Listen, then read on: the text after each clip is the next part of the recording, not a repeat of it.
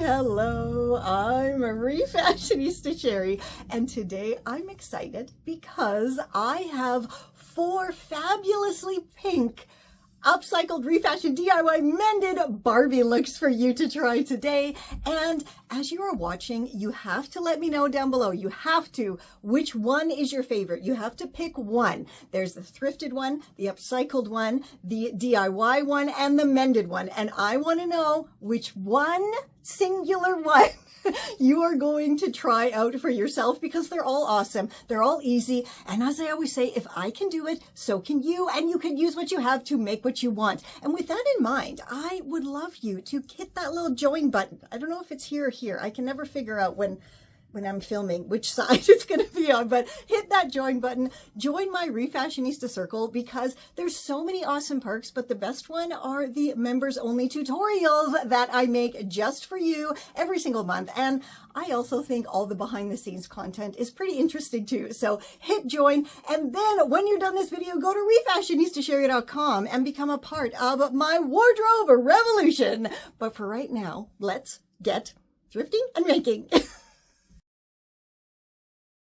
So first up, I need some bottoms, and look at these lovely pink vintage pants just hanging here waiting for me. And they're absolutely perfect with my pink jelly shoes, my Barbie t-shirt, my DIY Barbie shoe earrings, my adorable sunglasses. It's just an awesome look altogether. Next up, I love looking in the sleep section, and look what I found, a vintage bed jacket. And this looks absolutely adorable with that Barbie t-shirt again, a pair of pink pedal pushers, my DIY Barbie purse pin, and of course, my hard sunglasses. Now, last but not least, to make this outfit really pop, I need a very bright pink shirt, and I found one again in the sleepwear section. And when I put it all together with my DIY Barbiecore pink polka dot shoes, it looks absolutely fantastic. The trousers, the top, and the gorgeous vintage bed jacket are perfectly paired with my pink sunglasses. For this Barbie-rific project, all you need is your adorably pink, slightly oversized house dress. And let's just do a little bit of vintage tag appreciation here.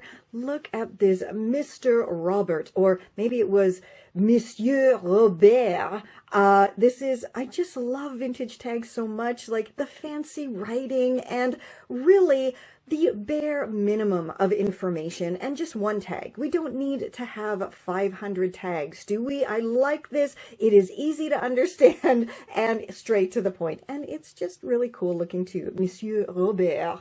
Okay, so clearly the first thing we have to do is cut this to the length that we want our top to have. And I did put this on, but unfortunately realized that the pockets start quite high up here. And so I desperately want to keep the pockets as they are.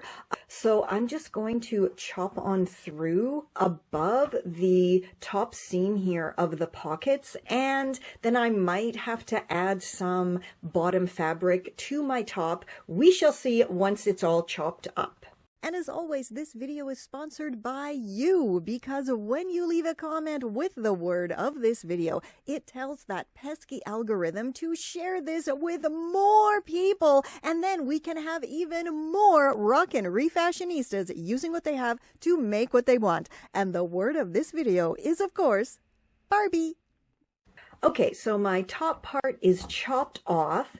But there are some rather large spaces here in between the buttons that I don't think need to be there. And because I can get this over my head without having to undo any of the buttons, I am just going to carefully stitch this stitch this button placket all together, so then it just isn't going to be flippy flapping around and, you know, showing my bits and bobs to the world. So I'm going to go do that, and then we're going to figure out what we're going to do with the bottom. Okay, so I have this all nicely stitched together. It is not going to open up, And as I was stitching, I saw that not only are the buttons loose here, but they're boring. So I went and grabbed my little container full of cutie patootie buttons, and I actually did a poll about this on my community tab. And here we go. We're going to be going with these strawberries because how adorable, how totally adorable is that going to be? So I'm going to go switch out the buttons, and then I think I'm just going to bind the bottom hem with some of this lovely white lace, and then we'll come back and see the results. So the bottom hem is all bound up with that pretty vintage lace, and check out those adorable strawberry buttons. I really don't think this top could get any cuter, do you? So just like I did with the top, I went ahead and stitched down the button placket so it's not going to open anymore, because again, those spaces between the buttons were fine for a house dress, but not so great for something you're going to wear outside.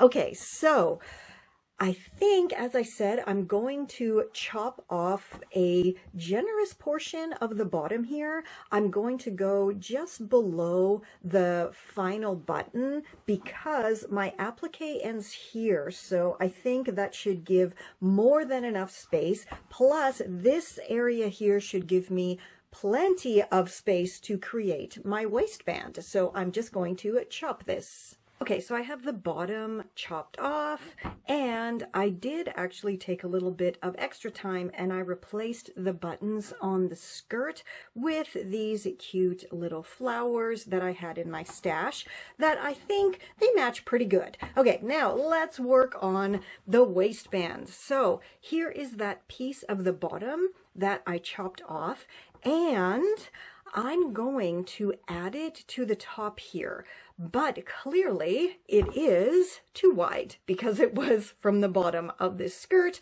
So first I'm going to measure the width of the top of my skirt and then chop this piece to the right size. Okay, so I now have my top piece chopped to the right size and stitched into a lovely tube.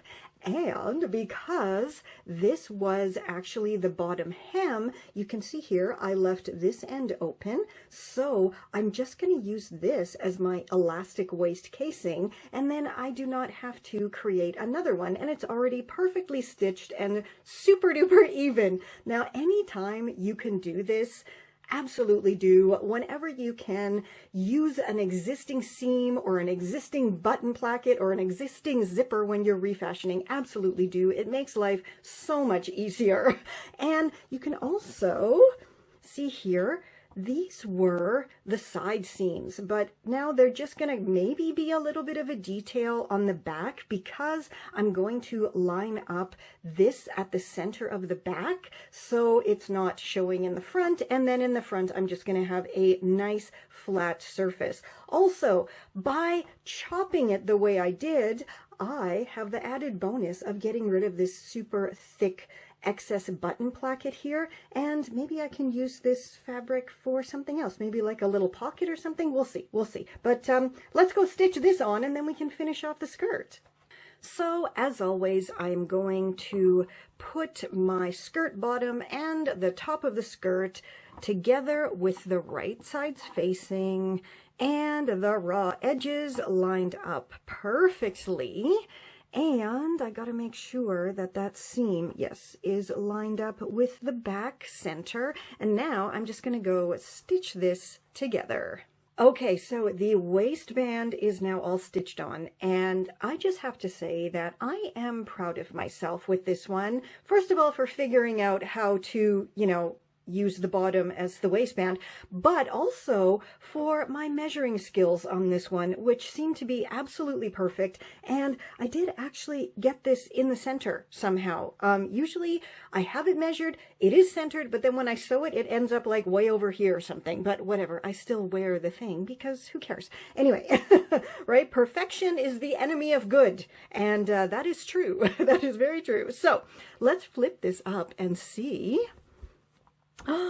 Perfect. This is wonderful and it looks great, but I think what I'm going to do, because this is pretty wide up here, and then the elastic casing is like way up there, and that might puff out, right? So I am going to fold this down like so, and not cover up the applique, of course.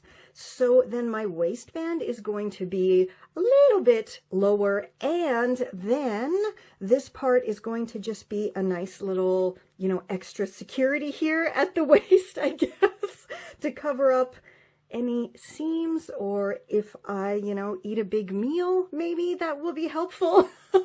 Anyway, so I'm going to fold this down nicely, press it, and then I shall stitch it on, and then we're going to add the elastic. Okay, so I folded down that excess waistband area and stitched it all the way around on the front. And then I realized, hey, you know what I can do? I can simply fold the top part here where I'm going to put the elastic to the inside and then stitch that all down, and then I will effectively encase this raw fraying edge here so it can't fray anymore. Plus, it does give it a really nice look on the exterior side. So that's what I'm going to do now. And the elastic waist is in, and it is super duper comfortable. And then I also took a little bit more time and I bound up the bottom hem with some more of the vintage lace that I had used on the top. So now we can try it all on and style it all up. How adorably awesome did this come out? Even though I had to tweak my method and design a little bit because, I really was looking forward to making trousers or a pair of pedal pushers, but whatever, it still came out absolutely perfectly perfect. Even though I say perfection is the enemy of good, in this case, this is the most perfect outfit. I thrifted a couple of awesome vintage items online, so let's see what I got. I love it when sellers include a lovely little thank you note. It's just so personal and wonderful. First up is this amazing butterfly belt. How gorgeous is that? Now, the seller did let me know that it is pinned together and it does need some work, but I'm a refashionista, so that's not an issue for me at all. Okay, here's the main event. This absolutely gorgeous jumpsuit. Take a look at those amazing 80s puffed and pleated sleeves and shoulders there. It is from the brand California Girl, and there are some minor flaws that need to be fixed in this, which again is fine. I'm a refashionista, like this button doesn't match, and I just noticed that here needs to be restitched, and there's a couple other seams that need to be restitched, so I'm gonna go do all of that, and then we're gonna style it up. Okay, so before we go style it all up, let's take a peek at exactly how I mended everything. Now, clearly this belt did need some work, right? I mean, it was held together with pins. It was also fraying. It was also way too big for me. So the very first thing I did was remove the buckles and chop it to the size I needed. Then, I don't know if you can see this, but because the elastic was starting to fray where I chopped it, I simply took my handy little lighter and applied some fire magic, and it melted the edges, so now it's not going to fray at all. Then I simply wove it through once again and hand stitched it on both sides, and now I have a lovely butterfly belt that fits me perfectly. So now that my jumpsuit is all mended and washed, we can do some vintage tag appreciation here. I did manage to get this quite flat, so that is awesome. We can now read that it does indeed say California Girl. And this company apparently started in the late 60s and went until about the early to mid 90s. And I'm pretty certain this jumpsuit was one of their fabtastic 80s specials. So the very first thing I did to mend this was, of course, to remove all of that unattractive white hand stitching that was here, and of course used my fancy new machine on this fabric because it was quite thick, and I'm proud to report that my heavy-duty machine went through it like butter. I will link down below for you if you want to take a closer look at my fancy new machine. Anyway, so I wish I had a better matching color thread here, but I didn't right now, but maybe I'll find one in the future and just go over it again, but I don't think it's that big of a deal. All right, next up, of course, I had to switch out the buttons here because they were not looking great. Some of them were kind of dinged up, so I used these adorable little floral ones, and then noticed that I had these in the back, which are pretty much the identical color, and I'm sure they are from the same generation as the jumpsuit, so I put that on the front, that on the back, and did the same thing on the other side, but used a blue one. And I just think that looks so adorable now on the cuffs. And you know what? This jumpsuit actually had some damage right here on the back left leg, close to the ankle area. So that, of course, needed to be covered up, right? Somebody had mended it at some point in time, but la la, I put this adorable little patch over it, and once again used my heavy-duty machine to stitch around it. And once again, I'm proud to report my machine stitched through this patch fantastically well. And speaking of patches, you know, because this is a jumpsuit and it is pink, I, of course, had to add one of my Rockin' Refashionista patches to the front. I got this lovely Barbie bag for my birthday, and I just so happened to have this very cool Refashionista patch that looks absolutely identical to the Barbie colors here, which is fantastic. So I'm just going to grab my all-purpose glue, and I'm going to stick the patch onto this vinyl bag, so I will have my own Refashionista Barbie bag. Let's see if there is a Barbie that resembles me in this big basket here.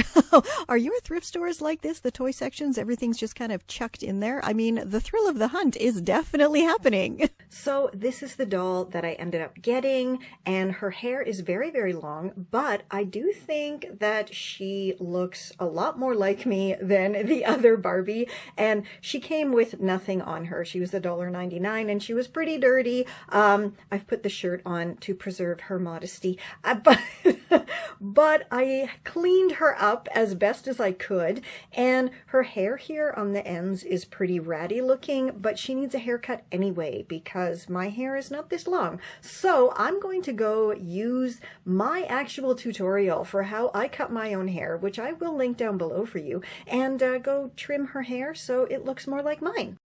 Because I have tattoos, I want my mini-me Refashionista Barbie to also have my same tattoos, right? So I ordered this DIY temporary tattoo paper online, and I don't know if you can see that, but the instructions were quite badly translated and are really hard to kind of figure out. But I think the pictures are good enough, except for this one here, which is a picture of like a toaster oven. And I'm not sure if that means I have to maybe dry and cure the ink on the paper in an oven. I'm not really sure, but I'm going to see if I can print my own tattoos successfully and small enough to put on my Refashionista Barbie, and if I can figure out these instructions. So let's go try it. You guys, it actually worked. Like, I took pictures of my tattoos and I shrank them down and printed them on that DIY tattoo paper, and like, la la, look at that. It actually worked. I am really, look at this. Oh, I am in absolute shock that this worked, and it worked so well. That is so awesome. Look, I could not print the thumb tattoos that tiny, so I just took a little bit of black permanent marker and put like a little line on there. And it represents my thumb tattoos, but I definitely can't print them that small. But the rest absolutely worked. I don't know how sturdy they're going to be though, so I'm going to give them a top coat with this very, very strong nail polish top coat, and hopefully that's going to help them to stay for a long time. So way cool. Just, I mean, come on, that's too cool. And now it's time to create the Refashionista Sheri outfit, but in Barbie size. So I just grabbed some accessories and painted them with nail polish so they would match my actual accessory colors, like my lovely belt, which of course needed to have the butterfly. So I just painted that as well with some nail polish so it would match. And then I just hot glued that on top of the plastic Barbie belt, and it looks absolutely perfect and so close to it. And here's the complete outfit, including the jumpsuit with the patch, the belt, the boots. It is absolutely a perfect mini Refashionista Sheri. And that was 4 fabulous Barbie looks, using what you have to make what you want. Which one is your favorite? I think I like the Barbie doll one the best. And my boots are very awesome, as are, my belt, the patch, everything. I bet you didn't know that that was my doll. And, it wasn't really me, because it's so such an uncanny resemblance here. Apparently, this was originally a JoJo Siwa doll, which I just find so hilarious for so many reasons. Anyway, as little mini Refashionista Sheri said, let her know which one is your favorite. But you know what? This bag, look at that.